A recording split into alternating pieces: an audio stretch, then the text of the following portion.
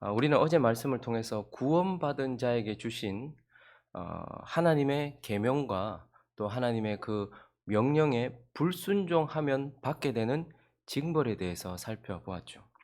하나님께서 주신 그 명령과 그 계명에 불순종하면 단계 단계를 거치면서 계속해서 징벌하신다고 말씀하셨는데 어떠한 징벌들이 있었습니까? 먼저는 질병을 얻게 되고, 그리고요 마음의 불안과 두려움 같은 것을 얻게 되고요, 극심한 가뭄 속에 환경이 깨어지는 것을 보게 될 것이고, 그래도 청종하지 아니하면 전쟁이 일어나고, 그 전쟁 가운데 피하여도 전염병이 그들을 죽이려고 할 것이고, 극심한 굶주림, 기아 상태가 될 것이다, 이렇게 말씀을 하셨습니다. 그래서 하나님은 계속 징벌할 것이다 말씀하셨는데, 이어지는 오늘 본문 말씀 27절도 보시면요, 27절부터 보시면 너희가 이같이 될지라도, 전쟁이 일어나고 극심한 굶주림 가운데, 전염병과 극심한 굶주림 가운데 생명을 잃어지는 그 상황이 되었는데, 이같이 될지라도 내게 청종하지 아니하고 내게 대항할진대. 28절에 있습니다. 시작.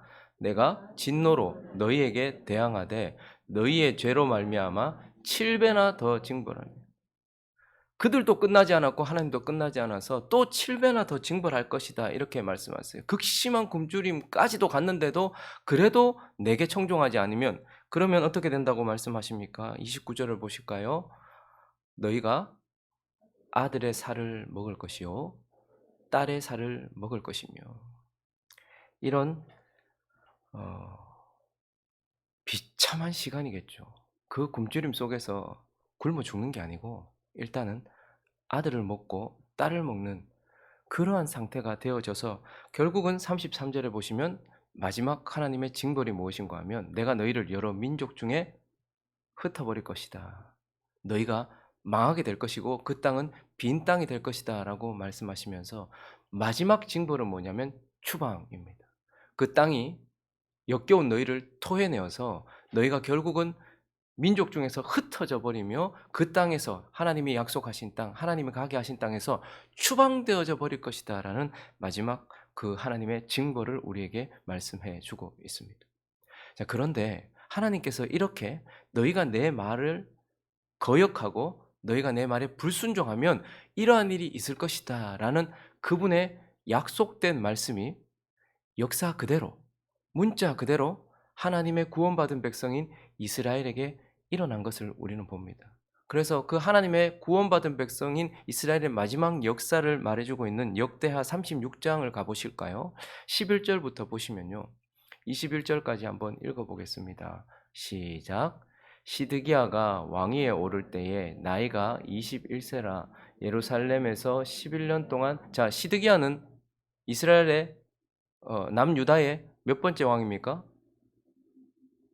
마지막 왕이에요. 마지막 왕. 자, 계속해서 읽습니다. 마지막 왕이 예루살렘에서 11년 동안 다스렸다라고 말해요. 자, 계속 읽습니다. 시작. 그의 하나님 여호와 보시기에 악을 행하고 선지자 예레미야가 여호와의 말씀으로 일러도 그 앞에서 겸손하지 아니하였으며, 또한 느부갓네살 왕이 그를 그의 하나님을 가리켜 맹세하게 하였으나 그가 왕을 배반하고 목을 곧게 하며 마음을 완악하게 하여 이스라엘 하나님 여호와께로 돌아오지 아니하였고, 모든 제사장들의 우두머리들과 백성도 크게 범죄하여 이방 모든 가증한 일을 따라서 여호와께서 예루살렘에 거룩하게 두신 그의 전을 더럽게 하였으며, 그 조상들의 하나님 여호와께서 그의 백성과 그 거하시는 곳을 아끼사 부지런히 그의 사신들을 그 백성에게 보내어 이르셨으나, 그의 백성이 하나님의 사신들을 비웃고 그의 말씀을 멸시하며 그의 선지자를 욕하여 여호와의 진노를 그의 백성에게 미치게 하여 회복할 수 없게 하였으므로,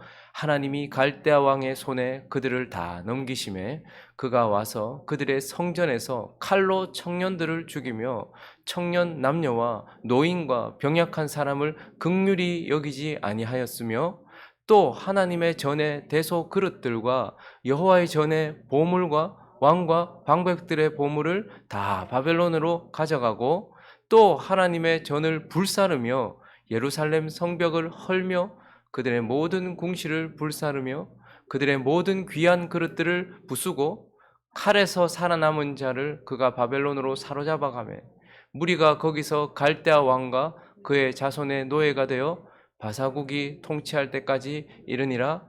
이에 토지가 황폐하여 땅이 안식년을 누림같이 안식하여 70년을 지냈으니 여호와께서 예레미야의 입으로 하신 말씀이 이루어졌더라. 하나님께서 레위기에 이미 모세 시대에 주셨던 그 말씀, 그리고 예레미야를 통해서 다시 재방송으로 들려지게 했던 그 말씀, 하나님께서 불순종하면 너희는 이렇게 될 것이라고 말씀하셨는데 마지막 단계가 뭐였습니까? 전쟁과 전염병과 극심한 굶주림 가운데서 결국은 자기 살겠다고 아들 잡아먹고 딸 잡아먹고 그랬는데도 결국 해결되지 않고 추방당하는 일이 이스라엘 백성들의 역사의 마지막에 실제적으로 하나님이 말씀하신 대로 이루어진 것을 보게 되는 것입니다. 그런데요, 이 남유다 하나님의 구원받은 백성들의 역사의 마지막을 기록하고 있는 이 역대하 36장은 21절에서 그치는 것이 아니고 2절이 더 남아 있습니다. 22절과 23절을 읽어보겠습니다. 그대로 이루어진 일 이후에 또 어떤 일이 일어났는가? 시작. 바사의 고레스 왕 원년에 여호와께서 예레미야의 입으로 하신 말씀을 이루시려고 여호와께서 바사의 고레스 왕의 마음을 감동시키심에 그가 온 나라에 공포도 하고 조소도 내려 이르되 바사 왕 고레스가 이같이 말하노니 하늘의 신 여호와께서 세상 만국을 내게 주셨고 나에게 명령하여 유다 예루살렘에 성전을 건축하라 하셨나니 너희 중에 그의 백성된 자는 다 올라갈지어다. 너희 하나님 여호와께서 함께 하시기를 원하노라 하였더라. 이것이 남유다 하나님의 구원받은 백성들의 마지막 역사에 기록되어 있습니다. 바사 페르시아 왕 일대 왕이 일어나서 그들을 다시 70년이 지나고 나서 다 돌려보내는 회복의 역사가 그들의 마지막에 기록되어 있는 것을 우리는 보게 되는 것입니다. 그런데 오늘 이 레위기에 하나님께 불순종한 하나님의 백성들에게 하나님께서 징벌하신다는 그 말씀이 쭉 이어지다가 오늘 레위기의 말씀도 징벌로 끝나지 않고 회복의 말씀으로 끝나고 있는 것을 보게 됩니다. 계속해서 하나님께서 징벌하시겠다. 그래서 딸을 먹고 아들을 먹을 것이다. 그리고 너희는 땅이 너희를 토해낼 것이다. 라고 추방당할 것이다. 라고 말씀하셨는데 거기에서 하나님의 이 무서운 징벌로 레위기 26장을 끝내지 않고 43절을 보시면 그들이 내 법도를 싫어하며 내 규례를 멸시하였으므로 그 땅을 떠나서 사람이 없을 때에 그 땅은 황폐하여 안식을 누릴 것이요 그들은 자기 죄악의 형벌을 기쁘게 받으리라. 44절에 있습니다. 시작. 그런즉 그들이 그들의 원수들의 땅에 있을 때에 내가 그들을 내버리지 아니하며 미워하지 아니하며 아주 멸하지 아니하고 그들과 맺은 내 언약을 폐하지 아니하리니 나는 여호와 그들의 하나님이 됨이니라. 하나님께서 이 무서운 징벌에 대하여서 말씀하셨는데 역사도 그 징벌이 그대로 이루어졌는데 그 이후에 회복의 메시지 2절로 끝내고 있고 오늘 이 레위기 말씀도 내가 그렇게 징벌할 것이다 라고 말씀하셨지만 결국은요 다시 회복될 것에 대하여 말씀하시고 회복의 말씀으로 26장을 마무리하고 있는 것을 우리는 보게 됩니다. 그러면 이 회복 불가능 상태에 있었던 이들, 이 완전히 깨어져 버렸던 이들이 어떻게 회복될 수 있는가? 무엇이 그들로 회복시키는가? 오늘 본문 전체에서 그 해답을 딱 한 가지를 얘기하고 있습니다. 이 상황 속에서 하나님께서 그들에게 회복을 주시는 한 가지 이유는 무엇입니까? 바로 자복하고 회개하는 회개라고 말씀하고 계세요. 하나님이 완전히 무너뜨렸음에도 불구하고 그들의 역사가 이것으로 끝나지 않고 회복으로 끝날 수 있게 하는 한 가지 유일한 요인이 무엇인가 하면 바로 회개할 때라고 말하고 회개를 통하여서 하나님께서 너희를 회복시켜 줄 것이다 라고도 하나님께서 약속해 주신 것입니다. 그러므로 오늘 우리는 이제 하나님께서 징벌하실 것이다. 그러나 회개하면 회복하실 것이라는 회복의 메시지를 보면서 이 회복을 가지고 오는 회개에 대하여서 2가지로 나누어서 살펴보려고 합니다. 회복이 무엇인가? 회개란 무엇인가? 그 첫 번째는 회개는 나를 바꾸는 것입니다. 회개는 나를 바꾸는 것, 그것이 바로 회개다라고 말씀하고 있어요. 회개가 회복을 가져다 준다라고 말하고 있고 오늘 이 본문은 회개에 대해서 우리에게 몇 가지를 가르쳐 주고 있는데 회개는 먼저 무엇인가 하니까 40절을 한번 보시면요. 40절을 읽어 보겠습니다. 시작. 그들이 나를 거스른 잘못으로 자기의 죄악과 그들의 조상의 죄악을 자복하는 것이 회개다라고 말해요. 자복이라는 것은 인정하는 것을 말하는 것입니다. 단순히 입으로 고백한 아우 네 잘못했습니다라는 입의 고백이 아니라 진짜로 그것을 받아들여서 내가 정말 죄를 지었다라는 것과 내가 죄인이라는 것과 나의 죄에 대하여서 확실하게 인정하는 것 그것이 바로 회개다라고 말씀하고 있는 것입니다. 지금까지 내게 일어난 모든 일들이 우연히 일어났거나 혹은 환경의 문제나 기후의 문제나 사람의 문제나 위생의 문제나 어떤 방역의 문제나 혹은 다른 이들이 나빠서라고 말하지 않고 이 모든 것들이 내가 죄인이기 때문에 나의 죄 때문에 일어났다는 내가 죄인이라는 것을 확실하게 인정하는 것 그래서 생각을 바꾸는 것 그것이 바로 회개입니다. 여러분 많은 사람들이요. 극심한 고통을 당한다고 다 낮아지는 것은 아닙니다. 전부 다 어떤 생각을 하냐 하면 다 하나님 때문이고 저 사람 때문이고 이 환경 때문이고 내 부모 때문이고 그리고 우연히 일어난 일이고 세상 때문이라고 생각합니다. 자기 삶에 일어나고 있는 그 고통의 원인이 나고 내 속에 있는 죄라는 것을 인정하는 것은 정말로 어려운 일인 것 같아요. 그런데 회개란 것은 생각을 바꾸는 것입니다. 내가 죄인이고 내 속에 죄 때문에 이 모든 것들이 일어났다는 그러한 죄에 대한 확실한 인정, 자기 자신이 죄인이라는 것에 대한 확실한 인정, 그것, 생각을 바꾸는 것, 그것이 회개다라고 말씀하고 있고 또 회개는요. 자신이 죄인이라는 것을 단순히 나는 죄인이다 라고만 인정하는 것이 아니라 하나님 앞에 죄인이며 이 모든 죄가 하나님을 향한 죄였다라는 것을 인정하는 것 그것이 바로 회개입니다. 그래서 오늘 40절을 다시 보시면요.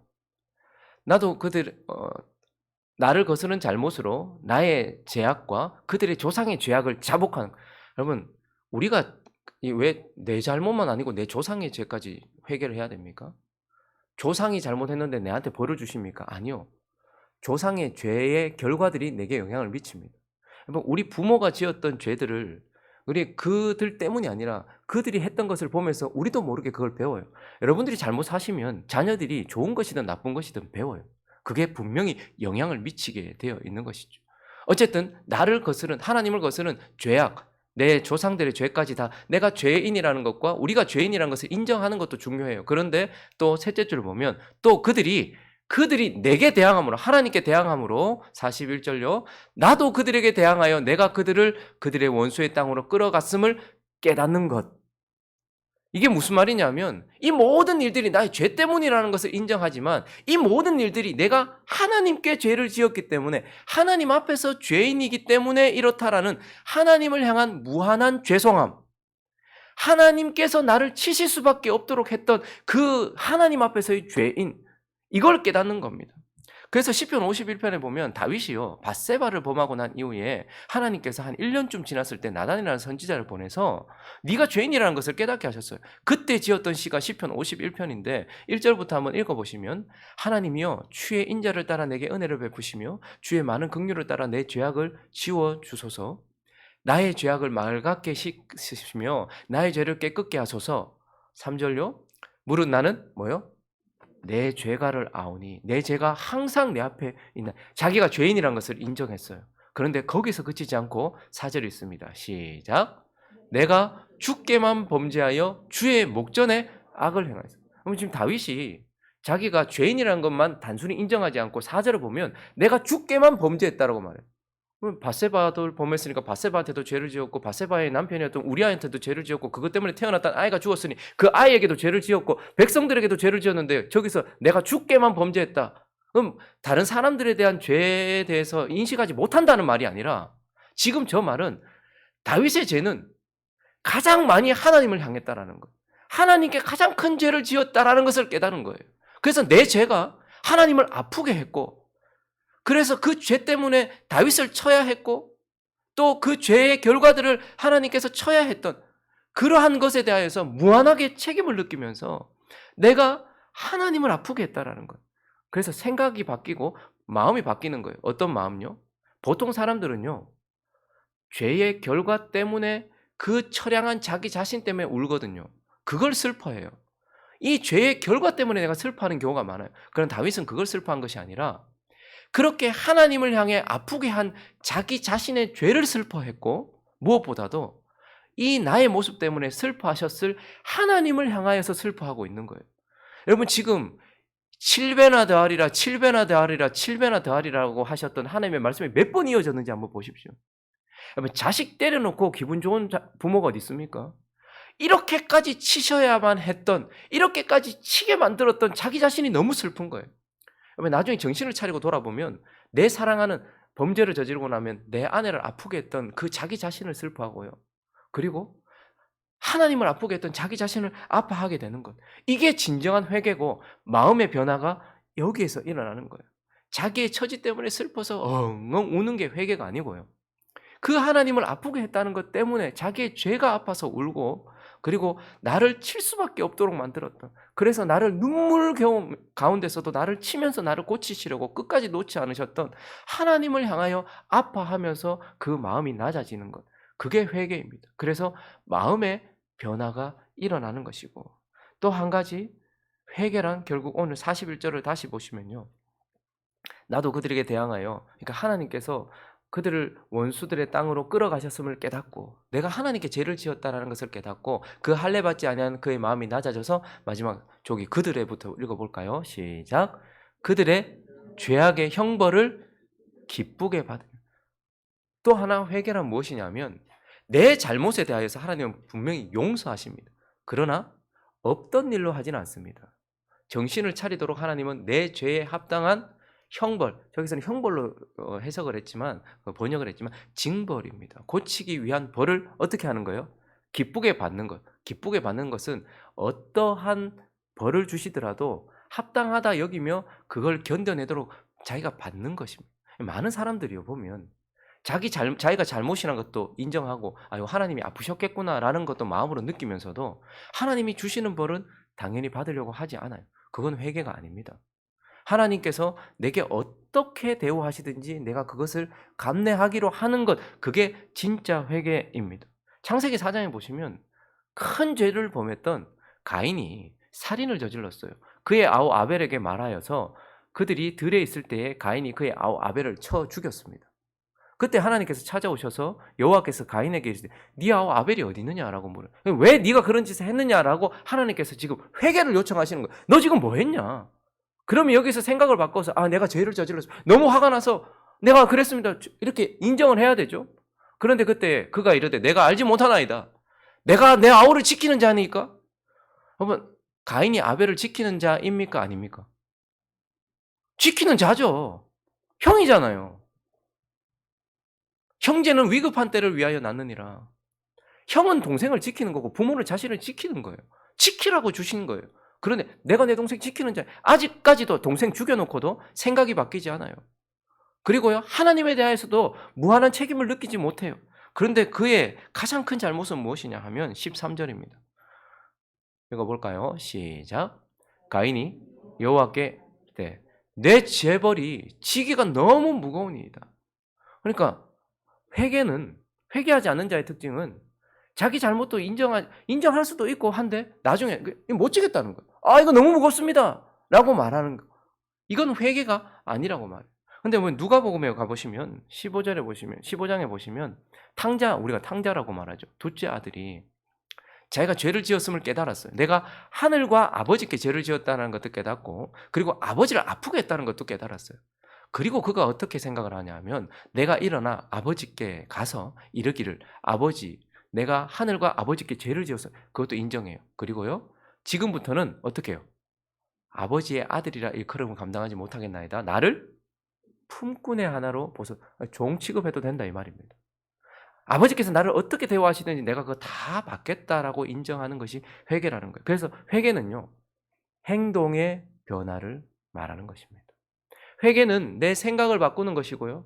내 마음을 바꾸는 것이고요. 내 행동을 바꾸어서 하나님께 낮아져서 자기 자신을 드리는 것이고, 그래서 하나님은 회개란 너 자신의 전인격을 바꾸는 것이다 라고 오늘 본문을 통해서 우리에게 가르쳐 주고 있고, 이 회개를 통해서 하나님은 우리를 회복시킨다라고 말하고 있어요. 자, 그래서 결론적으로 이 회개는 두 번째 뭡니까? 결국은 하나님을 바꾸는 것입니다. 회개는 결국 하나님을 바꾸는 거다. 우리를 바꾸는 것이 회개예요. 그런데 우리가 먼저 바뀌면 어떤 일이 일어납니까? 44절을 우리가 다시 한번 읽어볼까요? 우리가 나의 생각을 바꾸고 나의 마음을 바꾸고 나의 행동을 바꾸었더니 그때 어떤 일이 일어나는지 읽습니다. 시작. 그런즉 그들이 그들의 원수들의 땅에 있을 때에 내가 그들을 내버리지 아니하며 미워하지 아니하며 아주 멸하지 아니하고 그들과 맺은 내 언약을 폐하지 아니하리니 나는 여호와 그들의 하나님이 됨이니. 원래도 하나님이셨잖아요. 그런데 그들의 하나님이 또다시 되게 하는 것, 결국은 하나님을 바꾸는 것이 회개다라고 말씀하고 있어요. 교회에서 제일 많이 듣는 말이 믿음이거든요. 근데 우리가 가장 많이 기억해야 될 말이 사실은 회개라는 단어입니다. 믿음은요, 하나님을 기쁘시게 하는 겁니다. 구원받은 자들에게 있어서 믿음은 하나님을 기쁘시게 하는 거예요. 믿음이 있어야지 하나님을 기쁘시게 할 수 있어요. 믿음이 없으면 하나님을 기쁘시게 할 수 없어요. 그래서 믿음이라는 것은 구원받은 자들에게 있어 믿음이라는 것은 하나님을 기쁘시게 하는 거예요. 그런데요, 구원받은 자들에게 있어서 회개는요, 진노하신 하나님을 바꾸는 거예요. 깨어진 하나님과의 관계를 바꾸는 것이 회개입니다. 그러므로 죄를 많이 짓고 오늘도 죄 가운데 있는 우리가 가장 많이 기억해야 될 단어가 사실 회개입니다. 그래서 하나님은 우리가 회개할 때에 우리를 향해 진노하고 계시는 하나님의 얼굴과 우리를 향해 분노하고 계시는 하나님의 마음과 우리와의 관계 속에서 있었던 그 깨어진 관계를 바꾸신다라고 말해요.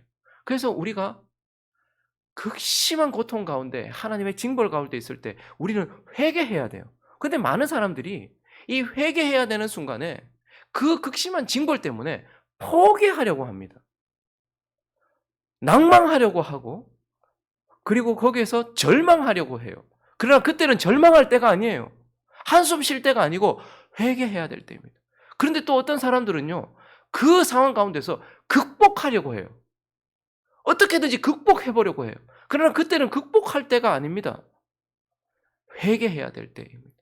그래서 우리가 내가 죄인이라는 것을 자복하고 하나님을 아프게 한 죄인이라는 것을 깨닫고서 하나님이 나에게 어떤 취급을 하시든지 내가 그것을 고스란히 받겠습니다. 주여 잘못했습니다라고 엎드리는 회개가 하나님 앞에 드려질 때, 그때 비로소 하나님의 얼굴이, 우리를 향한 하나님의 마음이, 그리고 하나님과의 관계가 바뀌게 되는 것이고, 결국 회개는 하나님을 바꾸는 것이다 라고 우리에게 말씀해 주고 있는 것입니다. 말씀을 정리하겠습니다. 25장까지 하나님은 구원받은 자들이 어떻게 살아야 되는지에 대한 계명과 명령을 우리에게 주셨습니다. 그리고 26장은 너희가 그 명령에 순종해라. 순종하면 반드시 축복한다라고 약속하고 계십니다. 그리고요, 너희가 불순종하면 내가 반드시 징벌한다라고 말씀하세요. 그런데 그 징벌 가운데서 너희가 회개하면 내가 반드시 회복한다라고 말씀하고 있는 이 말씀을 기억하면서 주님께서 우리에게 복 받으라고 풍성한 삶 살라고 주신 하나님의 계명과 명령을 순종함으로 축복된 삶을 살아가시는 저와 여러분 되시기를 예수 그리스도의 이름으로 축원합니다. 그러나 혹 하나님을 떠나고 그 하나님의 명령에서 떠나 징벌을 받으신다면 그 징벌을 자세히 들여다보면서 내 상태를 확인하십시오. 내 몸에 질병이 들기 시작하고 내 마음에 질병이 들기 시작하면 내가 하나님을 떠났구나라는 것을 기억하시고, 내 삶이 완전히 무너진 것 같은 상황 속에 있으면 내가 상태가 심각하구나 하는 것을 깨달아서 어떻게 하라는 거예요? 절망하거나 극복하려고 하지 말고 회개함으로 하나님의 손으로 우리를 다시 일으켜 세워주는 회복을 경험함으로 또 하나님께 영광을 올려드리는 저와 여러분이 되시기를 예수 그리스도의 이름으로 축원합니다.